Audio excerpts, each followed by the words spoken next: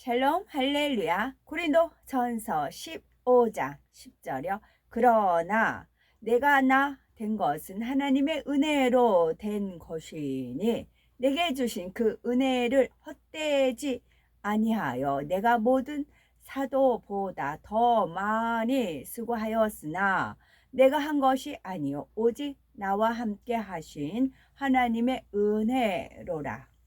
아멘. 제목은 나의 나됨입니다. 이 말은 사도 바울의 고백이지요. 그는 좋은 집안에서 태어나 최고 수준의 교육을 받은 인재였습니다. 또한 그는 주님과 깊이 교통하며 신약 성경의 가장 많은 부분을 기록하였고 죽은 사람도 살려내는 권능을 행하며 수많은 고난 속에서도 충성을 다했지요. 이처럼 바울은 육적으로나 영적으로나 최고의 사도로 존중받기에 부족함이 없었습니다. 그런데 그는 본문의 말씀과 같이 이 모든 것을 오직 하나님의 은혜라고 고백을 합니다. 우리도 이와 같은 고백을 드릴 수 있어야 되겠지요. 그러면 나의 나됨은 하나님의 은혜라 고백할 수 있으려면 어떻게 해야 하는 것일까요? 첫째는 은혜를 잊지 말아야 합니다. 두 번째는 모든 것을 하나님께 맡겨 드리는 믿음이 있어야 하지요. 세 번째는 매사를 선으로 바라보는 마음이 되어야 합니다. 첫 번째, 은혜를 잊지 말아야 한다 하였죠. 사도 바울이 나의 나 된 것은 오직 하나님의 은혜라 고백한 이유는 하나님께서 구원해 주시지 않았다면 죽을 수밖에 없는 죄인이었기 때문이지요. 독생자를 주신 하나님의 은혜가 없다면 내가 아무리 많은 것을 가졌다 해도 결국 지옥으로 갈 수밖에 없죠. 하나님께서 열매를 맺게 해주지 않으면 내가 아무리 노력한다 해도 그 열매를 거둘 수 없고 하나님께서 은혜를 주지 않으면 무수한 고난과 핍박도 이겨낼 수 없습니다. 이처럼 우리가 태어나서 자라고 오늘까지 살아온 것은 모두 하나님의 은혜이지요.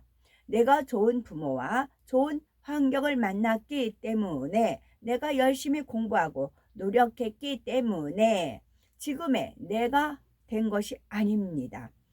내가 선에서 구원을 받은 것도 아니며 내가 원에서 진리를 깨달은 것도 아니지요. 또한 요한복음 6장 44절에는 나를 보내신 아버지께서 이끌지 아니하면 아무라도 내게 올 수 없으니 오는 그를 내가 마지막 날에 다시 살리리라 라고 하신 말씀처럼 하나님께서 허락하지 않으셨다면 이 말씀을 들을 수도 없는 것인 거죠. 우리는 성결을 사모하여 기도하며 금식하는 것도 하나님께서 은혜를 주셨기에 할 수가 있는 것입니다.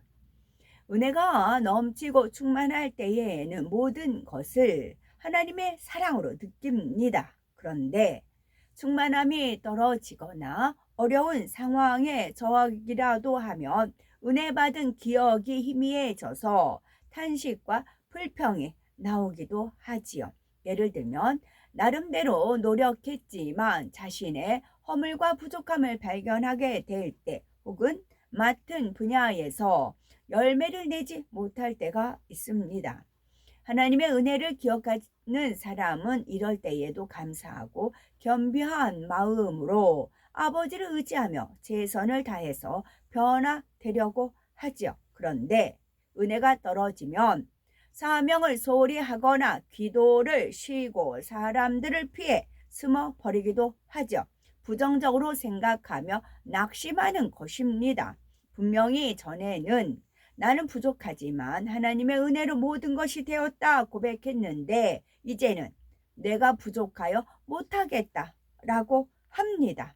이는 결국 처음부터 내가 한다고 생각하고 있었다는 뜻입니다. 이사야서 49장 15절에 여인이 어찌 그 젖 먹는 자식을 잊겠으며 자기 태에서 난 아들을 긍휼히 여기지 않겠느냐. 그들은 혹시 잊을지라도 나는 너를 잊지 아니할 것이라 했습니다. 현실과 조건이 달라졌다고 해서 하나님께서 먼저 은혜를 거두시지는 않습니다. 사람이 먼저 육신의 생각을 동원해 하나님을 멀리하면서 그 은혜를 기억하지 못하는 것입니다. 하나님의 은혜를 우리는 반드시 기억해야 합니다. 나를 지으시고 지금까지 인도한 하나님께서 앞으로도 그러실 줄을 믿어야 되는 것이지요. 혹여 잠시 어려움이 있을지라도 이는 나를 더욱 정금같이 나오게 하는 기회라 라고 믿어야 되는 것이고, 이렇게 받은 은혜에 감사할 때 하나님께서는 더 큰 은혜를 부어 더 깊은 영의 세계로 이끌어 주실 것입니다. 두 번째는 모든 것을 하나님께 맡겨드리는 믿음이 있어야 하죠. 처음 사명을 맡아 능숙하지 않을 때에는 대부분이 사람이 간절히 기도하며 하나님의 능력을 구합니다. 겸비한 마음으로 모든 것을 하나님께 맡기는 것이지요. 그런데 지식과 경험이 어느 정도 쌓이고 마음에 여유가 생기면 예전처럼 하나님께 간절히 의지하려는 것이 아니라 자기 힘으로 하려는 경우가 생깁니다.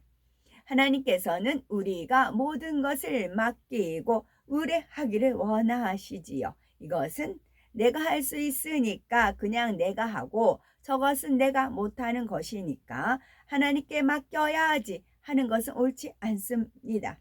큰 일이든 작은 일이든 사명 감당과 성결, 진로의 문제, 결혼의 문제, 가정 복음화에 이르기까지 모든 문제를 하나님께 맡겨야 하지요.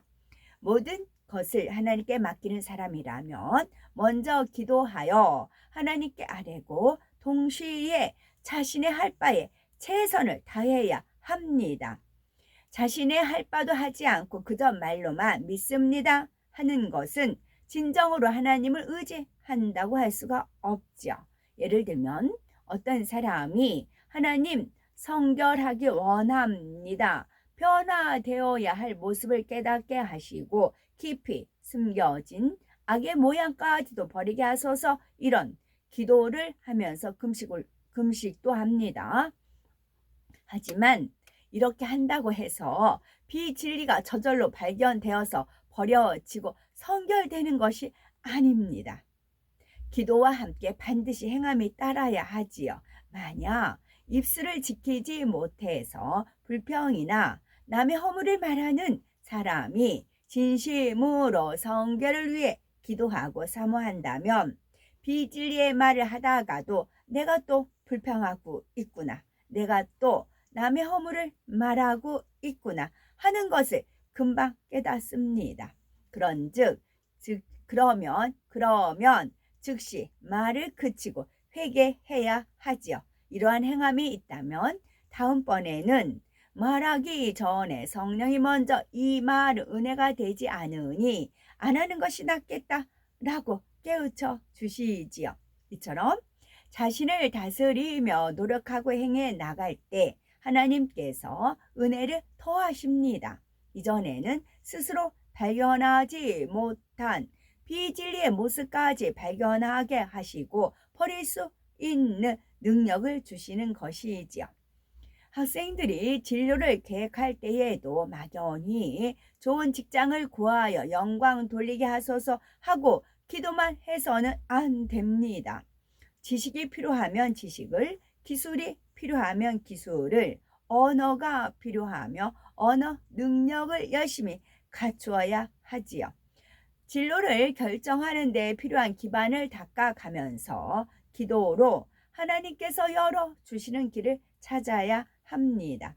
진심으로 믿고 기도한 것은 반드시 응답을 받죠. 그러나 하나님은 공의로운 분이심으로 육의 세계의 질서도 존중하십니다. 요셉이 하루아침에 애굽의 총리가 된 것이 아니죠. 필요한 조건을 갖추기 위해 많은 연단을 받았고 그것을 감당하면서 자신의 능력을 키워 나가는 과정이 있었습니다.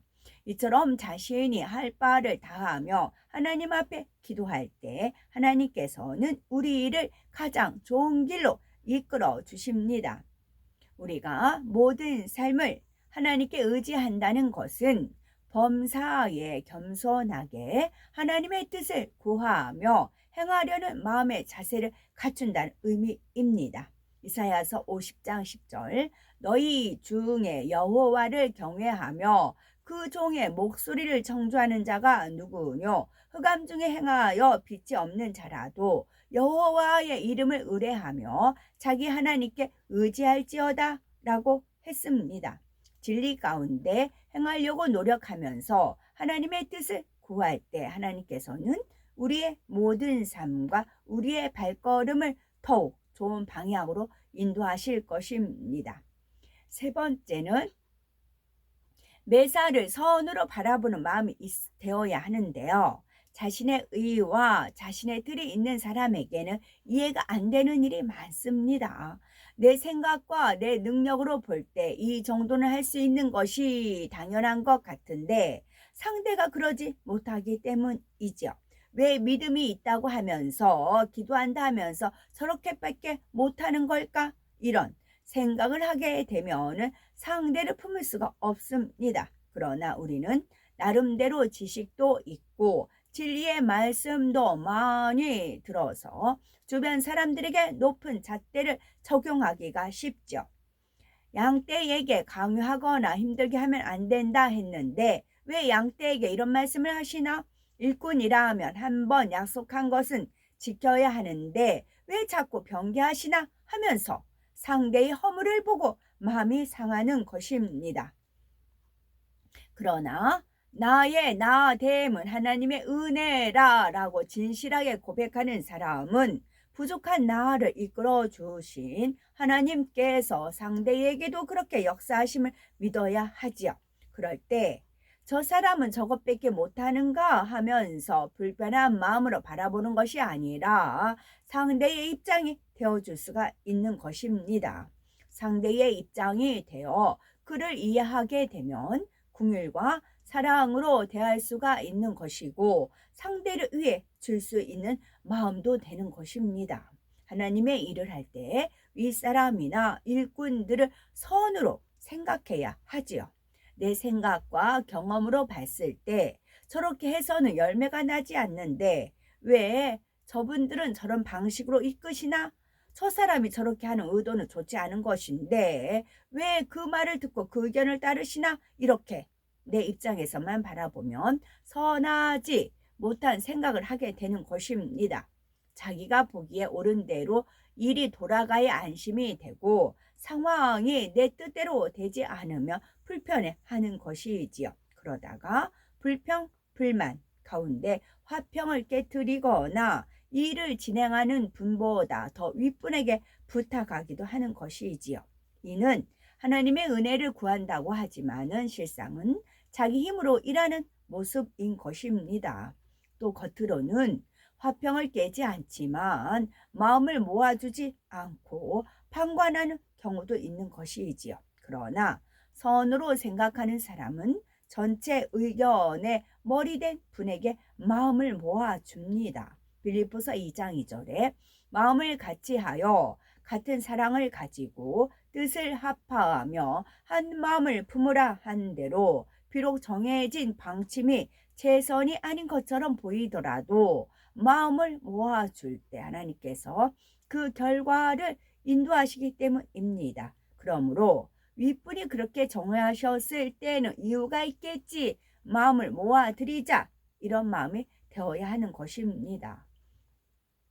이는 가족이나 일가친척, 직장이나 주변 사람들을 대할 때도 마찬가지죠. 어떤 사람을 대하더라도 선으로 생각하면 상대의 마음을 이해하고 헤아려 줄 수가 있습니다. 나를 힘들게 하는 사람, 나와 안 맞는 사람이라도 사랑으로 배려해 줄 수가 있는 것이고 그를 기꺼이 섬기는 행함이 나오는 것이지요. 이런 마음이 되었을 때 나의 나됨은 하나님의 은혜라 라는 고백이 더욱 빛을 내는 것입니다. 더욱 빛을 발하는 것입니다. 하나님께서는 우리를 보실 때에 교회의 힘이 되는 영의 일꾼, 교회의 힘이 되는 영적 장수가 여기 있구나 라고 기뻐할 수 있는 분들이 되어야 되겠고, 그러기 위해서는 먼저 하나님의 은혜를 잊지 말아야 합니다. 또한 모든 것을 하나님께 맡기는 믿음을 가지고 매사에 선으로 바라보아야 하는 것이지요. 이럴 때 하나님께서 우리를 변화시키시고 우리를 성결을 향해 이끌어 주시는 것입니다.